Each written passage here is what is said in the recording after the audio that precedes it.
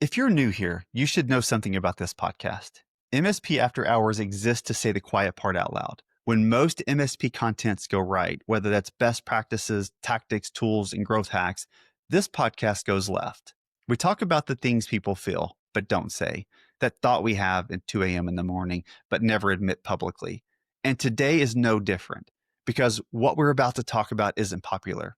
It isn't encouraging, and it definitely isn't for everyone.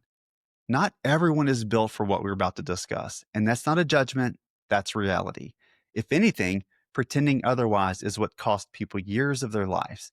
So before you start an MSP, before you buy tools, before you quit your job, and before you tell yourself, I'll just figure it out, you need to hear this because this episode might save you from building a business that quietly consumes you. There's a genre of MSP content everywhere right now. If I were to start an MSP today, here's exactly how I would do it. And listen, most of that advice is technically solid. They'll tell you what tools to buy, how to price, how to sell, how to package services, and even how to go to market. But here's what almost none of them talk about: who you have to stop being in order for any of that to work. Because starting an MSP isn't a technical challenge. It's an identity problem. And skipping that part is why so many MSPs don't fail fast, they fail slowly. They survive, they grind, they plateau, they resent the thing they built. Not because they didn't know how, but because no one warned them about who. Let's be honest about why technicians want to start MSPs in the first place. It's rarely ego and it's rarely money. It's frustration. You're tired of fixing the same problems repeatedly, cleaning up decisions made by people who don't understand technology, being held responsible without given authority, and knowing what should be done and not being allowed to do it. So you think, if I ran the business, this wouldn't be broken. And you're probably right. But here's the part no one tells you. Your frustration is evidence of competence, not readiness for ownership. Most technicians assume ownership is a natural escape hatch. It isn't. It's a different kind of pressure that attacks a different part of you. And here's the lie that quietly ruins people. If you're a good tech, ownership is the next step. No, it's a fork in the road. Technicians are rewarded for fixing things, being indispensable, being fast, and being right.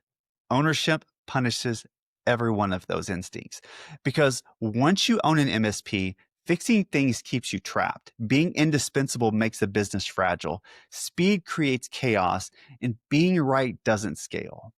If you start an MSP thinking, I'll just do what I already do, but for myself, you don't build freedom. You build a job with no ceiling and no off switch. And here is the one line most people hear too late. The hardest part of becoming a CEO isn't learning new skills. It's letting go of the version of you that got you here in the first place. That line matters because most technicians don't fail due to a lack of ability. They fail because they keep trying to be a hero, and MSP ownership doesn't reward heroes, it consumes them. This transition isn't additive, it's subtractive. You don't stack leadership on top of technical identity, you shed it. And shedding an identity feels like loss, even when it's necessary.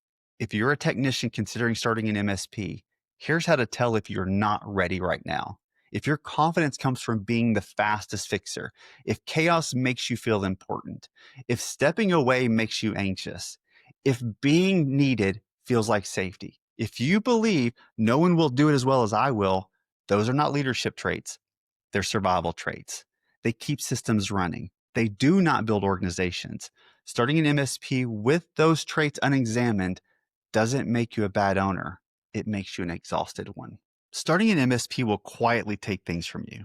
It will take the dopamine hit from fixing things, the clarity of being obviously right, the comfort of immediate feedback, and the satisfaction of clean wins. In exchange, it gives you delayed outcomes, ambiguous decisions, responsibility without validation, and pressure you can't vent downward. If no one has told you this before, now you know, and knowing early matters. Some technicians will become great MSP owners, not because they're better techs, but because they made a rare decision early. They decide to stop being the hero before the business forces it out of them. They learn to value things like thinking over doing, systems over skill, restraint over speed, and invisibility over praise. They understand something simple but brutal. The goal isn't to build an MSP where you're the best technician. It's to build an MSP that doesn't need one, including you. So if you're listening to this and thinking, maybe this isn't for me, that's not failure, that's self-awareness. Not everyone is built for ownership. Not everyone should be. And choosing not to start an MSP can be the smartest decision you ever make. But if this episode didn't scare you, if it clarified something instead, then you might be one of the few who can walk this path intentionally. Don't just lie to yourself about what it costs, because this industry doesn't punish ignorance. It punishes denial.